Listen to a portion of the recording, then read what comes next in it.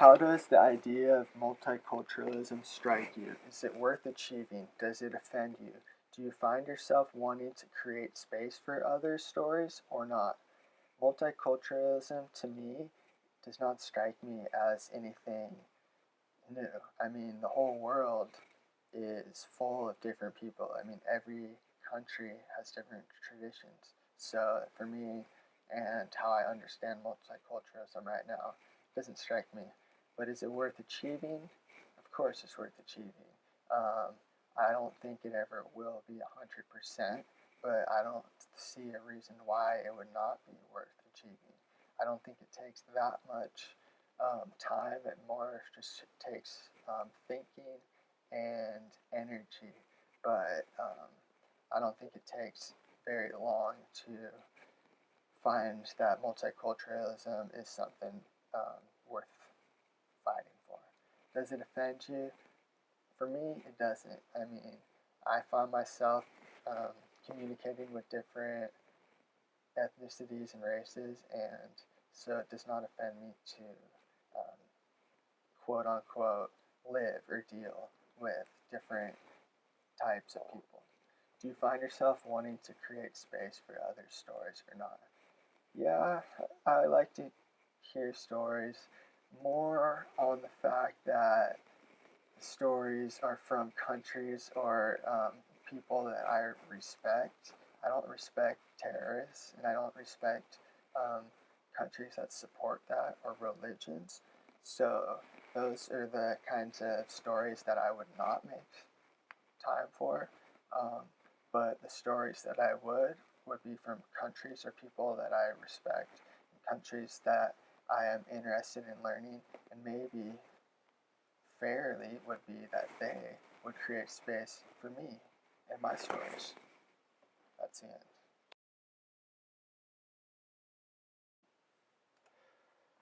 Number two, what, if any, events taking place today are normalized by our own or others' ethnocentrism, yet might be otherwise considered wrong, cruel, or an injustice?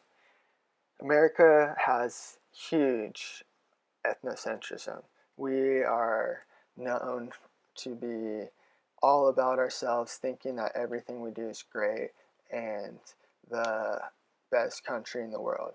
At least that's how I feel that our country and our citizens believe.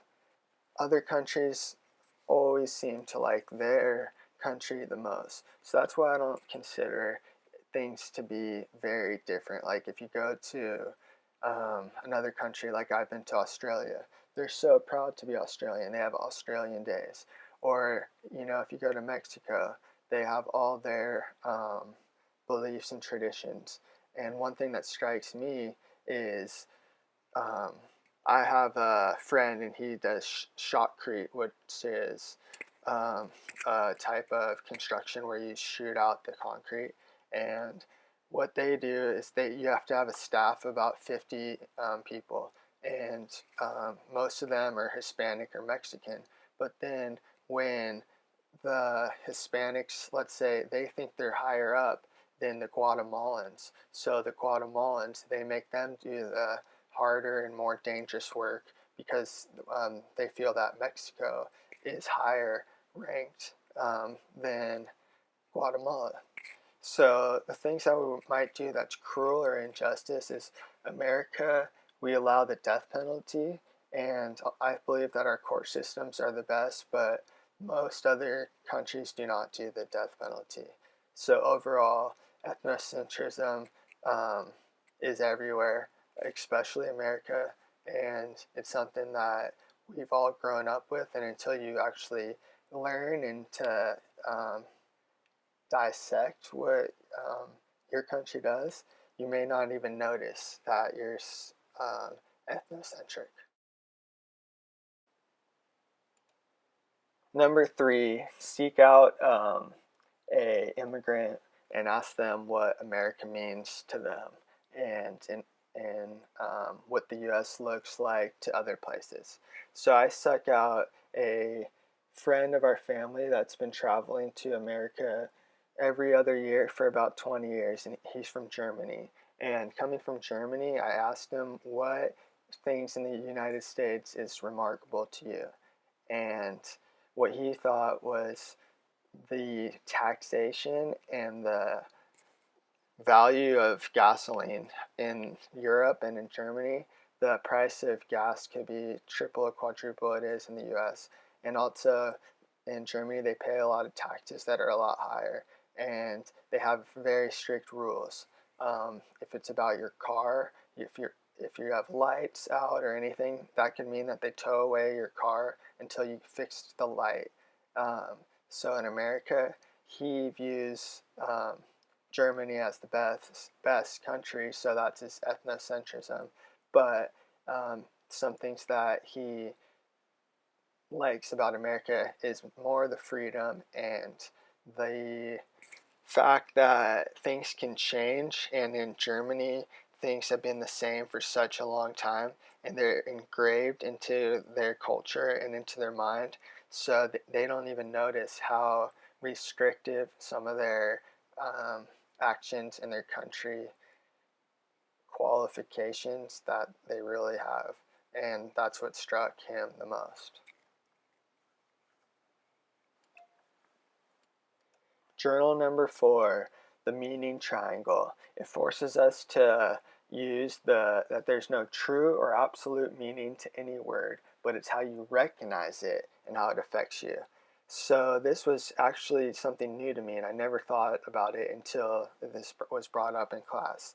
Um, the example is apple an apple, or what is the word police or honor and duty, like it says in this question. And that's so true, because when you go to other countries, an apple is not called an apple, but I don't know how to pronounce it in Spanish, like a manzana. That's my American accent. But so like that's just my example. See, if you say, hey, is this if you're in Mexico, is this an apple? They're like, no, this is not an apple. But in America, you just believe that something that's either green or red that grows on a tree, that and the tree's an apple tree, then the fruits come from it are apples. Um, so you just have to look at things from a different scope and realize how how the triangle really forces us to um, not think of things in words, but more of what the object really is. And that's what I noticed the most. And honestly, it's something that I've been thinking about for the last couple days. Journal entry number 5. Einstein claims that when we survey our lives and endeavors, we soon observe that almost the whole of our actions and desires are bound up with the existence of other human beings. And that, in my mind, is 99% true. I mean, everything that I do is usually human related. My communications are human related. My wants and needs and feelings are human related. I have a dog and a cat, and I love them, and I pet them, and I think they're really cute. But when I observe and reflect on this, I feel like I deal with human beings and human thoughts almost exclusively. And in what ways do I notice this, and in what ways are I bound together or truly independent? And truly independent to me would be how I'm in tune with the ocean. I feel like when I'm in the ocean, I'm safe, even though there's sharks and um, big seals and sea lions, that I still feel safe in there. And then I kind of feel like I have a connection with dolphins as well. They sometimes come through the waves and in the surf lineup, and I just am amazed by how um, magnificent and magentic they are, and just that it's truly beautiful to watch them. And I think that's what puts me as an independent. Number 6, according to Native American tales, there's 2 wolves inside of us, one for fear and hate, and then one for love and peace. Which one wins? I'm sad to say right now, the fear and hate is what's winning, and that is just because of my disability and the accident that I was in, and we have this fight or flight mentality. And unfortunately, without me being conscious, my body took the flight and the easy way out. So my nervous system is always, I guess, thinking negatively because I have this nerve condition when you could x-ray my body and my bones are fine. But if you do other tests, you can see how the nerves are shredded and other things. And it causes a lot of pain. But when I disregard that, I'm always like a happy-go-lucky person, so love and peace. Um, and like I just said, the fear and hate wolf is the most, but sometimes in my head, I can be happy, and not even sometimes. I mean, I try to be all the time, and even without trying, the love and peace, and just that kind of makes me, I guess, contradict what I just said. But if you ask me which one's winning right now, I would say it's a day-to-day fight. And Native American tales, they happen to be interesting to me, and I feel like the Native Americans are so in tune with the earth that when they say that there's two wolves, love and peace, or fighting and hate, fear and hate, you just have to believe it. Number 7, we have now explored several experiences with others in co-cultures and, for example, sexuality, gender, and religion. Um, what reactions have I noticed, and is it easy or difficult for me to sit um, along with and allow these room for these voices?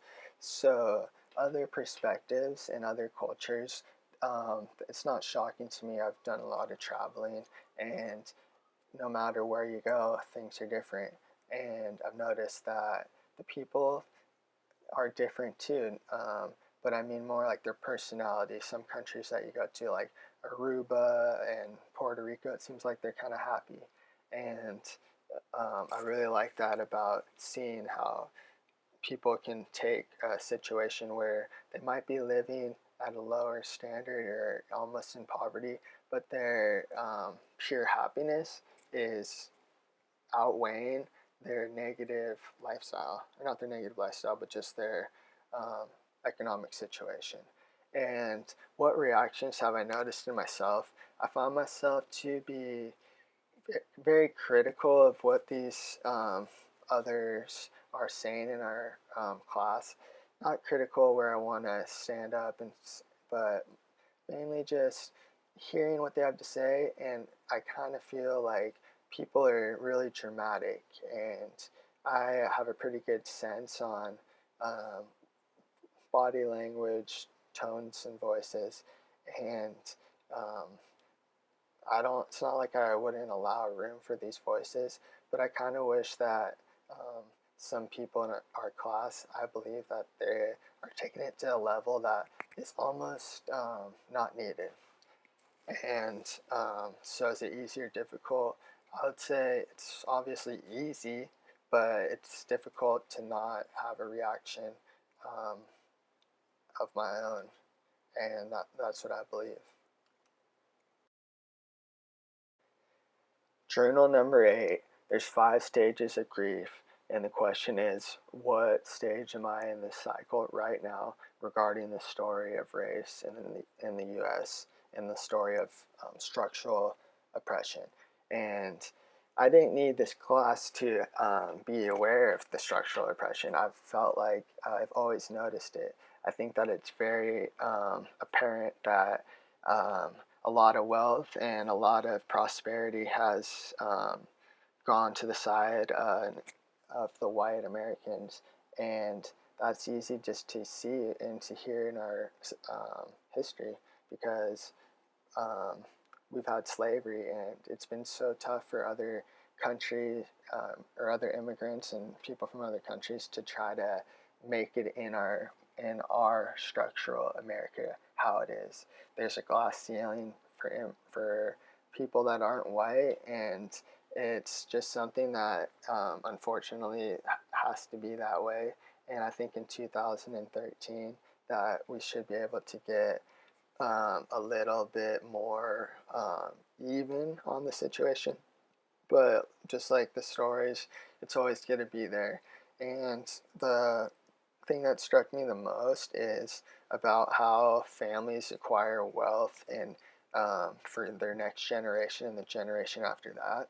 And that totally makes sense to me because um, if your family was a slave and they're barely making it by when they're alive, and then their kids are barely making it alive, so when it gets to be 4 or 5 generations, they don't have the progress that some privileged white families might have.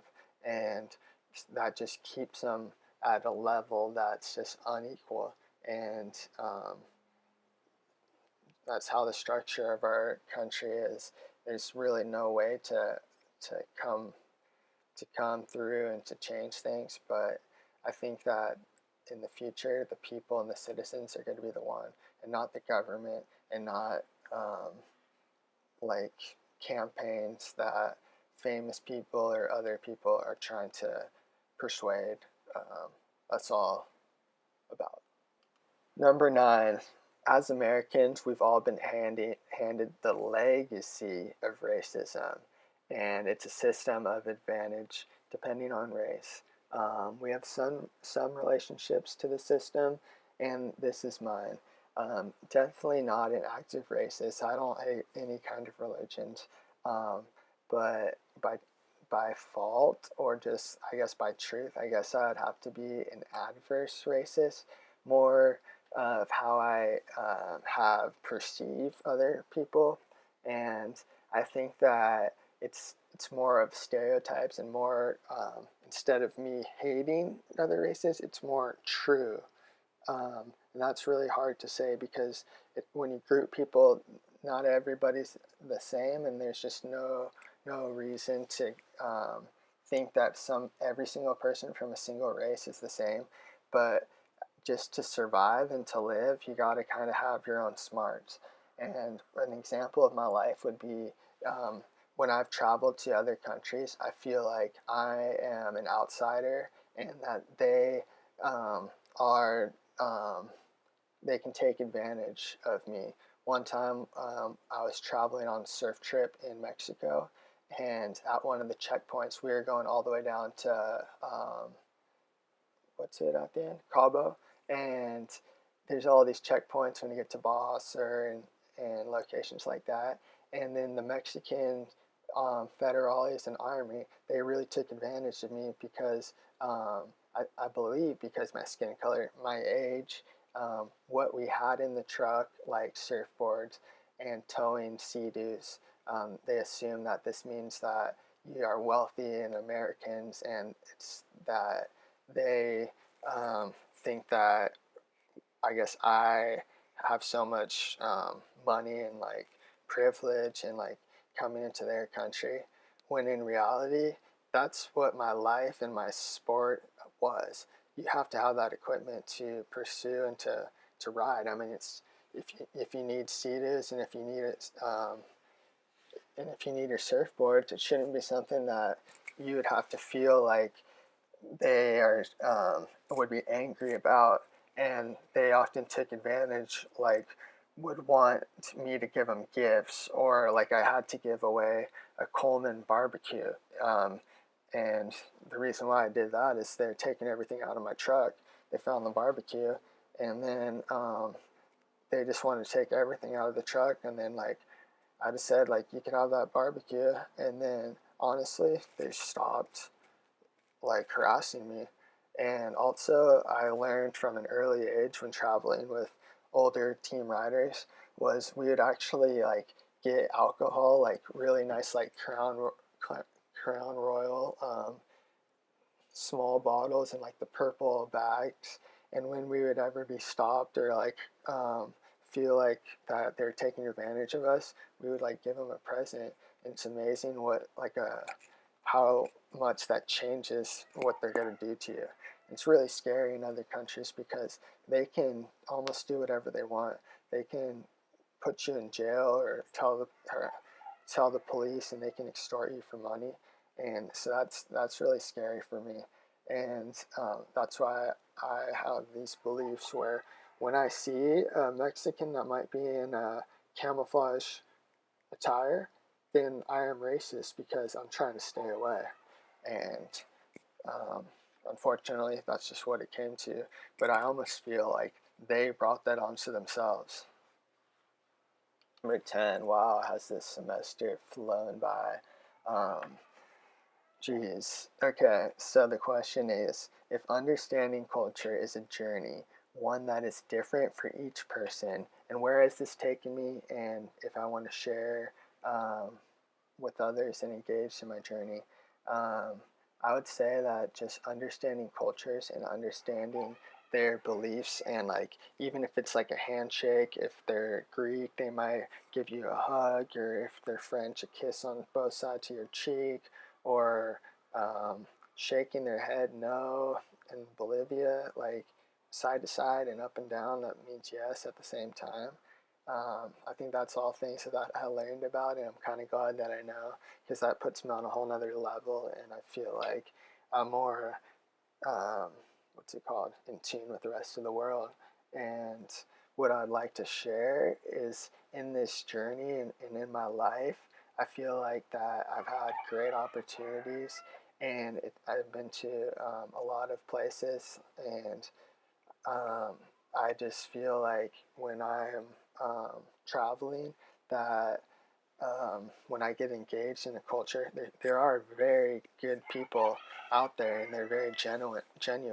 They'll help you when you need help. Like one time, I ran out of gas, and the next gas station was so far away, and this was in Puerto Rico, and there's like a truck with like a family, like not even a family, like just like two or three guys in a single cab truck, and they drove me, and I sat in the back of their truck like for like 30 minutes, and then the gas station gave me like a 2 or 3 gallon jug, and then I said I'd bring the jug back.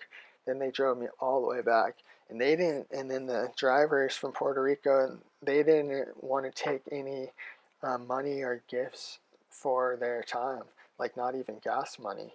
And so when you experience things like that, it makes you think how great this world can be, and it might overshadow the negativity and um, that we kind of have grown accustomed to, but it puts you on a whole nother level of how you feel about this world and the journey that you're on. And I feel engaged in the journey, and I feel like the more engaged you are, the happier you are, and just your life will be more joyful.